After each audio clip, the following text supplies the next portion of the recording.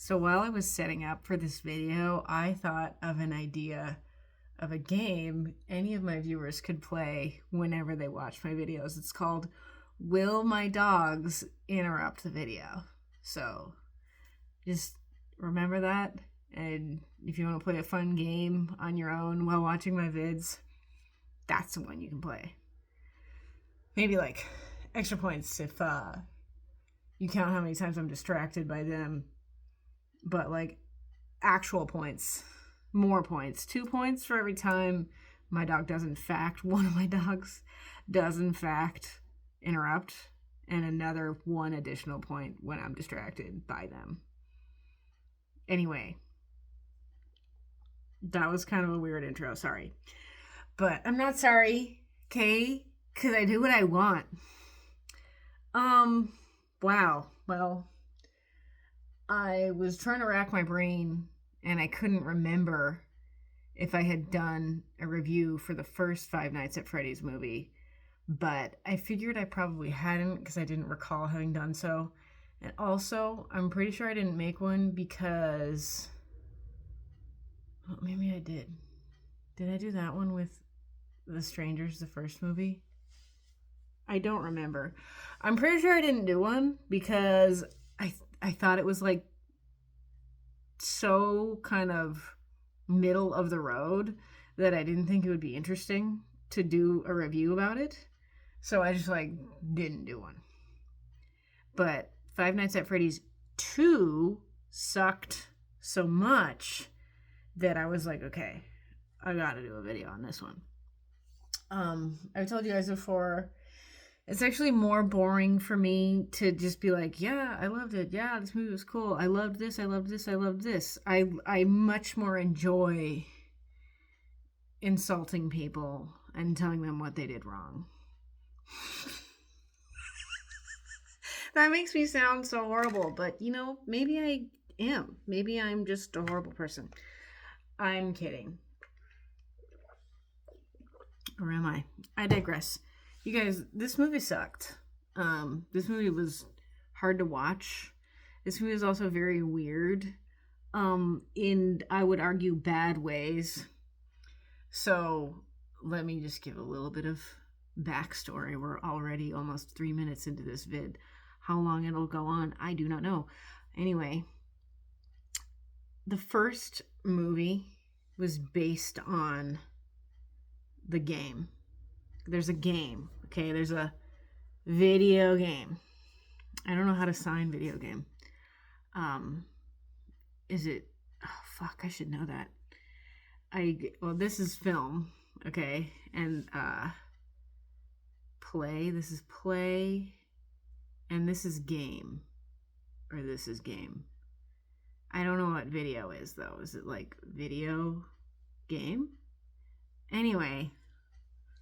see, this movie was so boring, I'm telling you about the sign language I know pertaining to the word video game over the movie, but the actual movie is based on a video game that was, I want to say it was hot shit from, I mean, it was hot shit for multiple years, but I'm remembering it being popular in like 2010 through maybe 2015. I did a tiny bit of looking into the game. Never played it. I probably never will. But I got the gist of the game. It seems like a fun video game. Honestly, it seems like a pretty run-of-the-mill, like, fun video game that kids would definitely enjoy, right? It's scary. Some kids like scary stuff. I sure did. I was watching Are You Afraid of the Dark a lot. You know what? You guys know what 12-year-old me did, like, for fun? So we had a video store, okay? It was called Video Station. It was the fucking coolest place ever. I miss it, R.I.P.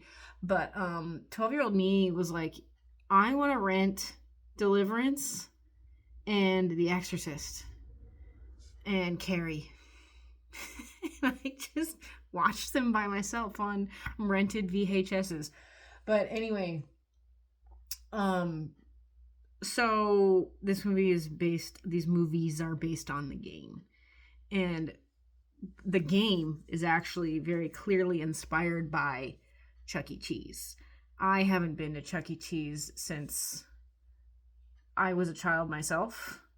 Um, and even then, I don't really remember it, but I remember not actually enjoying Chuck E. Cheese because the game stressed me out. There was way too much going on, and I fucking hated those animatronic animals, dude. I was not feeling that. Actually, I really didn't even like um the people wearing those giant costumes. That also kind of freaked me out.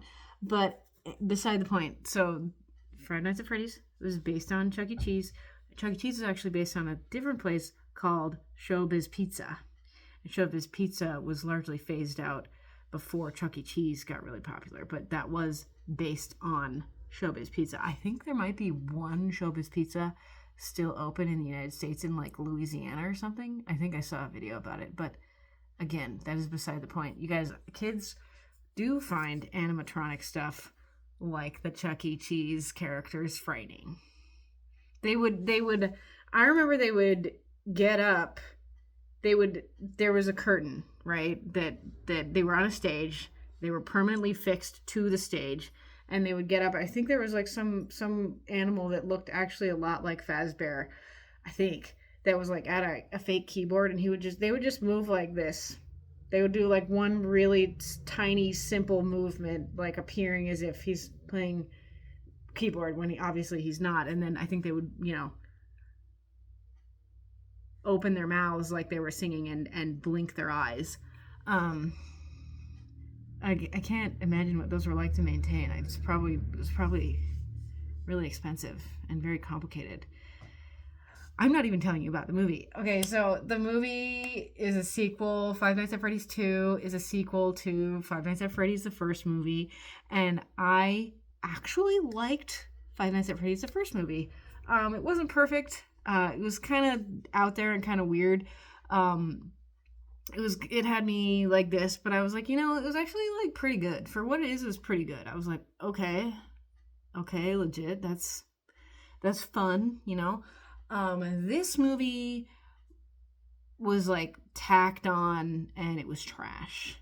My husband is more familiar with the creator than I am because he actually played the games, unlike me. But he explained to me that the guy who created the game just made enough money off of it and sold it to who produced this movie. I forgot. Sold it to whoever has the rights to it now and was like, peace, have fun, bye, because he made enough money for life and longer, He just had fun making the game. He made the game. He did his thing with the game. The games, plural. And then he moved on. That's life, right? But so, anyway, this movie has Josh Hutcherson, Elizabeth Lale, McKenna, whose last name's escaping me, Theodis Crane. Oh, Skeet Ulrich is in this. Matthew Lillard's in this for like a teeny tiny bit, but only in flashbacks. Oh, Wayne Knight is in this. The fat guy who dies from getting spit in the face by that fan lizard in Jurassic Park. You guys know who I'm talking about. You look great, by the way, Wayne. But anyway, this movie was all over the place. Okay, so I don't really recall I don't recall everything that happened in the first movie, but the first movie was Josh Hutcherson's character trying to figure out what happened to his brother because his brother went missing from a Five Nights at Freddy's or something, and he was like all torn up and, driven absolutely insane from it, and like, holy shit, Josh, my guy, I think you're working too hard, because he looked unwell in that movie. But his character was unwell, right? That's the point. We're going to get back to him in a minute. Let's see if I can actually get to describing the plot of this movie. The reason I say I was confused about this movie was because I remember the girl, Abby, having been in the first one, but I don't remember exactly what happened with her that much.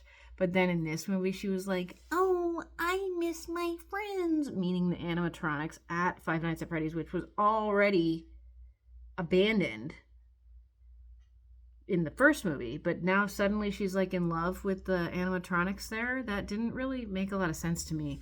And also, so Josh Hutcherson had this, I think I did make a review on this, on the first one. I'm pretty sure I did.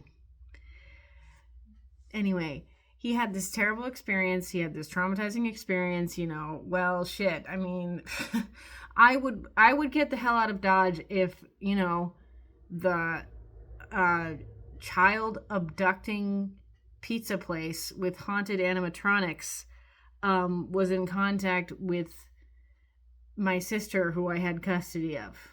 I would get the hell out of Dodge. But in the movie, Josh Hutcherson is living within walking distance of said building where all of this happened. So that was like an interesting choice. But we wouldn't have a movie if he didn't live within walking distance of it, would we? This was basically just a rehashing of the first movie with like kind of more screen time for Abby, the girl. Okay, so the movie starts with, it's like 1982, which is a long time ago, right? It's like 1982. And then this bad thing happens. This girl is like killed by one of the animatronics. And then it's like 20 years later. So 20 years later from 1982 would be the year 2002. I don't know why you're including what year it is if you're not going to be authentic to that year. If you're not going to be authentic to that era. That is not necessary. You can say 20 years ago, implying it's in the past, and then say 20 years later, implying it's closer to present day, right? But I'm saying, like, don't fucking make a movie taking place in 2002 and make it inaccurate to the year 2002. You guys, I was alive in the year 2002. I was actually almost exactly this kid's age that she was in the movie in the year 2002. And I promise you, there fucking would not have been a robotics class at a rural Missouri town in the year 2002 at a public school. Wouldn't have happened. If anywhere was doing that in public schools in 2002, sorry, there wouldn't have been a public school doing that in the year 2002. There might have been a really elite private school in like the Bay Area that had a robotics class in the year 2002, but even that's kind of pushing it. So why the fuck, Emma Tammy, would you have that when it's so inaccurate? Anyway, so Abby's like, boo-hoo, I miss my friends. She didn't say that, but she was like, boo-hoo, I miss my friends at Five Nights at Freddy's, my Chica friend, my animatronic friend, like, which was, it just really didn't make a lot of sense for her to be really obsessed with those characters. Again, I would have to watch the first movie, but I forgot a lot of it. But, like, why would a child be really interested in animatronics in an abandoned building? Obviously, the abandoned building and the characters within it are supposed to be kind of like magical or whatever. Ooh, wee girly, we got a rainbow. Hell yeah. They're supposed to be like magical or whatever. But like, this was just really pushing it. Okay, it was just very like.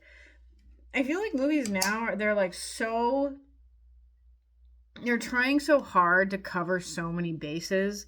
It's like, is it a comedy? Is it a horror? Is it a thriller? Is it a kids movie? Is it an adults movie? Who knows? Who knows with this one? Something that annoyed me, and I'm serious about this. I will fucking tell you if I was annoyed by you. Were you playing the game? I will tell you if I was annoyed by you in a video if I shared a movie theater with you. I don't know why anyone thought it was a good idea to bring their 2-year-old to a PG-13 rated movie. But that's what happened when I saw Five Nights at Freddy's 2. I think 2 people had their 2-year-olds. Thanks be to God, said 2-year-olds were pretty well behaved throughout the movie. But like, even if you're taking a kid to a kids movie, they have trouble paying attention. Okay. Actually, even adults, our attention span is only like an hour-ish long. Longer if it's something you're invested in. But it's like, I don't even know why you would allow a 2-year-old into. Why would theater staff allow a 2-year-old into such a movie? But I digress. I don't make the rules. I guess they want to make money, obviously. Okay. Sorry, I can't even tell you the plot of this movie because it was so sporadic. It was so all over the place and shitty. Anyway, this girl gets killed in 1982 by the Five Nights at Freddy's characters, and instead of, I don't know, closing the building and demolishing it soon thereafter, they decided to stay in business when it was very obviously directly the fault of the animatronic. But again, I don't make the rules here. So Abby the child was like really fixated on these animatronics in an abandoned building, which just had open doors that anyone could walk into if they felt like it. And also, it was not fucking looking like an abandoned building. Like, fam, if a building is abandoned for 20 years, it's gonna be falling apart. It's gonna be falling the fuck apart, and there aren't gonna be like brand new toys. Like, if we had a Chuck E. Cheese building, right, closed it with everything in it, absolutely no one set foot there for 20 years, came back in 20 years, everything would be trash because the walls would have started decaying, the ceilings would have started falling apart, there would have been no heat, no air conditioning, everything would have been, exposed to the elements, etc., etc. But I guess because it's magical, they still had some like brand new toys available. I forgot to look this up, but I can't remember if it's a speak and say or a spell. Speak and spell? I think it's a speak and spell. This toy, it was in E.T. I want to play with one, honestly. I've never had the opportunity. They're very old. I don't want to ask you know who because she's going to be annoying about it. I will draw it for you, and then you can better understand what I'm talking about. But I fucking hope you uncultured swine have seen E.T. by now. Because if you had, you would know what a speak and say is, or a speak and spell. I think it's a speak and spell. I should ask my friend who actually grew up in the 80s. I wonder if she had one. But so there's this toy called a speak and spell that had a bunch of, it was like a little computer, and it had all the buttons of the alphabet, and then it would talk to you in a computer voice. It would be what would it, I don't know because I never actually played with one. I didn't have one as a kid, but it would be like spell alternative, and then you would have to spell out alternative, or you could just put in alternative and it would be like alternative, and it would talk to you. I think it was, I thought it was a way to get kids, more engaged in spelling and that kind of thing. Here's my drawing of one. So if you don't know what I'm talking about, hopefully now you'll know what I'm talking about better. This is a little screen. You hold on to it. There's a little screen. You type in the words, and there's also one in Toy Story. Yeah, there's one in Toy Story, and it's in Toy Story 2, and they're trying to figure out what the license plate said in Toy Story 2. Anyway, see, now I'm telling you more about the toy than I am about the movie. Anyway, Abby goes to the abandoned Five Nights at Freddy's building because it's within walking distance or biking distance of her house, and she gets in there and she's hanging out, and Josh finds her in there, and he's like, why don't you take one toy that's magically still in pristine condition, even though this building has been abandoned for over 20 years, and we'll call it a day. So she takes this speak and say Sorry, I don't know exactly what it's called. And then the animals are talking to her through the speak and spell. I'm trying to say it differently every time just to like mess with you guys. But yeah, so she's obsessed with these characters, and the cop gal from the previous movie. Now here we are, like 25 minutes in, and I'm only telling you about one of the main characters now. The cop gal from the previous movie. It's kind of, she and Josh Hutcherson's character are like kind of, there's like a hint at romantics there, but it's like not clear. It seems like Josh doesn't want to commit, maybe because he was traumatized or something from his brother having been abducted, but I digress. So they're kind of interested in each other. Anyway,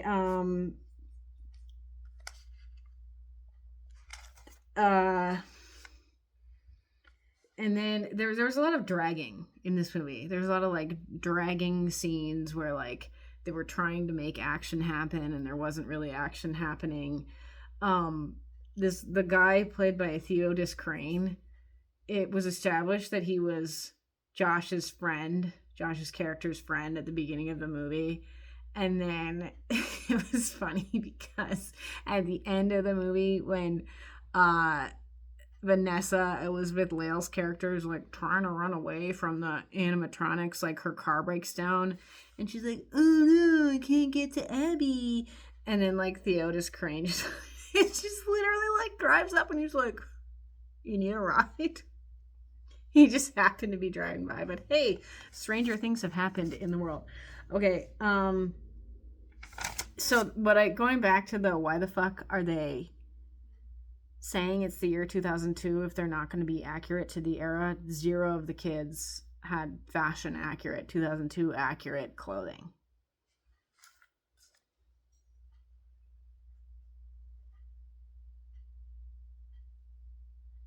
I'm not a cinematographer, can you tell? Well, I also can't fully see my shot. Why would you say it's that year if you're not going to at least try to make it look like that year?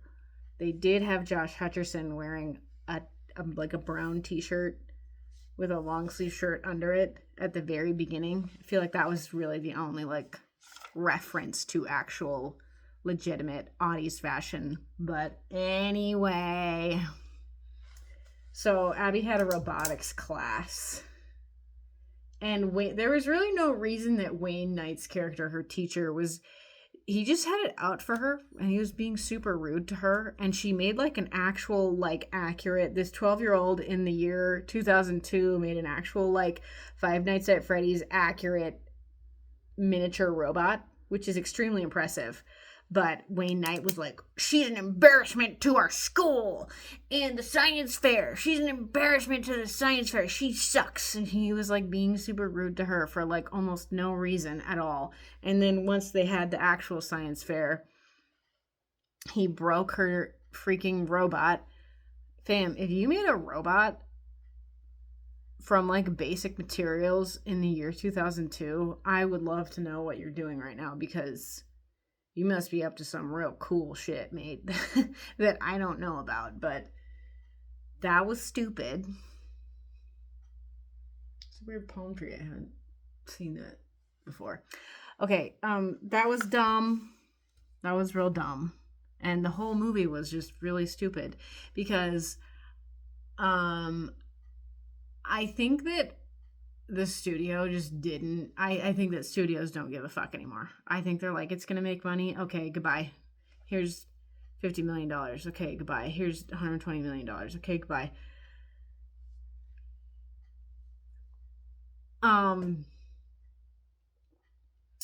Yeah, so Abby was able to, so the animatronics were like magically contained within the building, but Vanessa's character somehow magically trapped them in because she programmed them to be trapped in. And then they were able to force their way out because they forced the code out of her at one point. This movie also had, I kept calling it the mannequin, but it's the marionette. the marionette was in this movie. Okay, and going back to the inaccuracy, my mistake, of the era of 2002, you guys, YouTube was not out until the year 2005. Okay, and even in the year 2005 and following years, YouTube videos were completely different than how they are now. Okay, so I really like watching Peter Santinello videos, and I really like watching like road trip videos, or like, here I am going to this famous location, and they just kind of show you the location and show, like, those weren't even popular until like now. Those weren't even popular until a few years ago, right? So if we went all the way back to 2005, there would be absolutely zero videos similar to Peter Santinello's, right? So I don't know why the fuck they tried to like market a ghost hunting show that had like today levels of YouTube in the year 2002. I kind of wonder if Emma Tammy was like, maybe she was in a coma or something in the year 2002. I don't know her backstory, but coma in a different country. Maybe she was living in a third world country at the time. Anyway, Abby was like watching this ghost hunters show that was like a today level on YouTube on television. And then we like happened upon these ghost hunter show people. You guys, if you were on a network television show in the year 2002, I promise you your crew would have had more than 3 people. I promise you that. But they just had 3 people on their crew for this show, and then they just like showed up at the Five Nights at Freddy's building. I did enjoy Freddie Carter's performance in this movie. He was very frightening. He was very scary. He was honestly probably the highlight of the whole movie for me. This is actually smoke marijuana, which I no longer do, but this is the sign for smoke weed. He was great. He was fun. I'm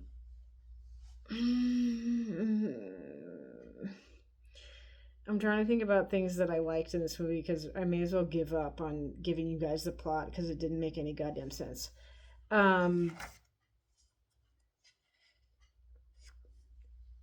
They had Fazbear cups. They had cool Fazbear cups at the movie theater. That was obviously a marketing technique to get people to come watch Five Nights at Freddy's 2.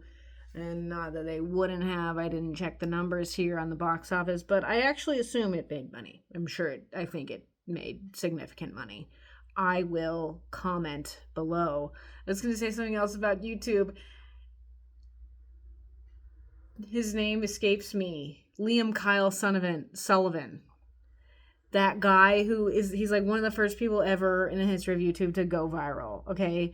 He made these videos. He made shoes. He made muffins. And he made just some follow-up videos to those videos. And the reason he blew up was he actually edited his own videos. He edited his own videos. He made music videos by himself, which at the time was like groundbreaking. And now these big timer YouTubers, unlike me, have their own separate editing team. Okay, so backstory for you young pups who are not old enough to remember. Obviously the animatronics were trying to take over. And then Abby was like boo-hooing about them. Oh, okay. I guess they had the teacher character break Abby's handmade robot of the accurate Five Nights at Freddy's miniature robot in order to kill Wayne Knight. I think that was the whole point. And then the actual big one. I was looking at the cast. I did not realize that Megan Fox was the voice of the animatronic Chica. That's kind of fun, I guess. Okay. Yeah, this movie was really dragging. And okay, so the story was that girl who got killed at the beginning of the movie was actually haunting Five Nights at Freddy's because she was so mad about how she was treated by adults. Okay, well, what did happen was, so she saw this child get abducted by one of the characters, and she tried to talk to 3 adults, and all of the adults were like, no, I don't care, goodbye. They're like, no, don't interrupt me, goodbye. I don't know if that would have been a thing in the 80s if you saw a child like actually noticeably fully panicked and you were an adult in somewhere that kids are. I think you would probably do something about it, not just be like, I'm talking right now. And that was kind of fucking stupid. Let me say one other fucking stupid thing before I tell you another thing I liked about this movie, which is pretty minimal in the grand scheme of things. But so Josh Hutcherson left one time. He left to go out with Vanessa, and they had dinner. And he came back, and his door had a glass panel in the front. Like, his front door was almost all frosted glass panel, okay? And he got in the door, and there was a note taped to the inside of the door.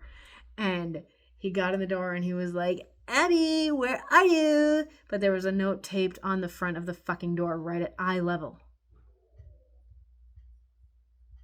So he would have seen it immediately upon approaching the door. He wouldn't have just like missed that and then been like, Abby, whoa! She left a note that was like, I went to see my friends.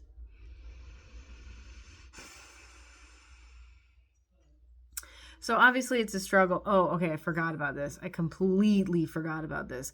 But what happened was, it turned out that, spoiler alert, Matthew Lillard was the killer, was the bad guy in the first movie. And it turns out Vanessa was his daughter. So then she was trying to like get away from this madness, get away from that. And then her dad was still kind of like haunting her. You guys, this movie looked like, honestly, I've seen, there were made-for-TV Disney Channel original movies in the aughties that were better than this movie. This looked like a made-for-TV movie, but it was in a theater. What I don't appreciate is the exact same thing I told you all about me not appreciating with Jurassic Fart 7, which is like, you know for a fact that this movie is going to make money because it's part of already pre-existing IP, right? But even if that's true, like, you're really still going to make a dumpster fire with it? Like, really?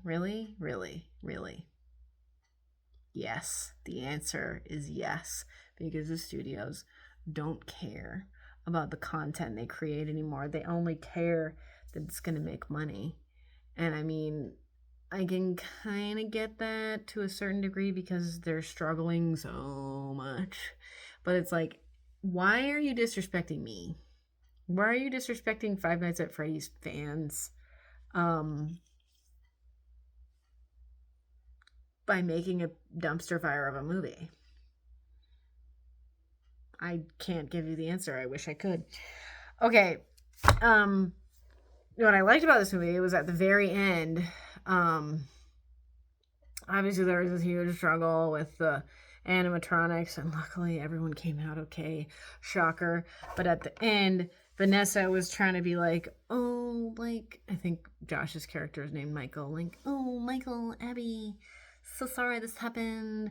And then Michael was like, stay away from me. I don't want to talk to you anymore. Because he knew she was dangerous. And she, in fact, was.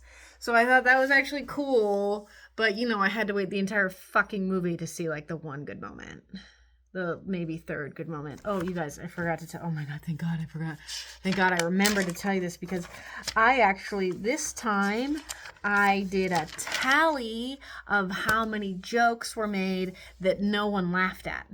And I did a tally of how many jokes were made that at least 2 people laughed at.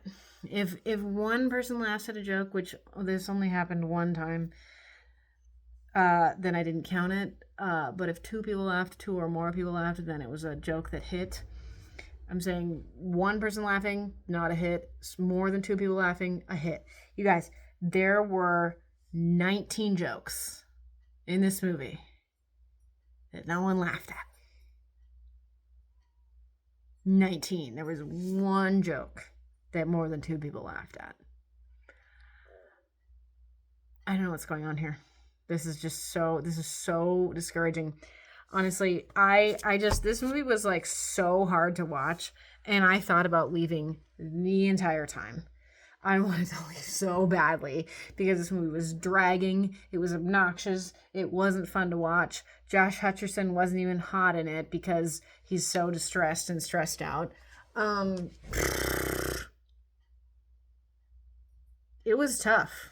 It was tough to watch. What was I gonna say? Yeah, then it ended, and then it had a bonus scene because, of course, they're gonna make a third one. Anyway, I just feel bad for Josh Hutcherson because he's actually a really good actor. Honestly, he's really good at what he does. I can just tell, like I can tell how much potential he has. I can tell that I know for a fact he can be hilarious, he can be serious, he can be fun, he can be odd, he can be interesting. He does have a lot of range. He has a ton of experience. He has the ability to be so good. But if you give the best actor in the entire world a trash script, product's gonna be trash. I'm so sorry. That's why I feel bad for him, because I'm like, I know you're good, but you're under contract and you can't be good enough. I write that French movie. Anyway. Fucking Skeet Ulrich was in this for like 2 scenes. Why? Why'd you throw him in? Why? Okay, you guys, this movie was so bad and I was like in such a mood after having watched it. I was like, please God, I need a palate cleanser. Like I desperately terribly needed a palate cleanser, like for real. So I walked into Now You See Me, Now You Don't. I haven't seen any of the other movies, but I walked into that and I watched that for maybe 10 whole minutes, and those movies are not good, but the 10 minutes that I spent watching it were such a relief compared to the entirety of Five Nights at Freddy's 2. Sorry. I'm not sorry. But then I actually went into a different movie. Okay, yes, okay. I didn't pay for it. All right, I admit.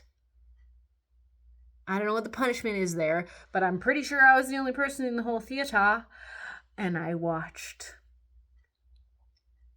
It's called Eternity.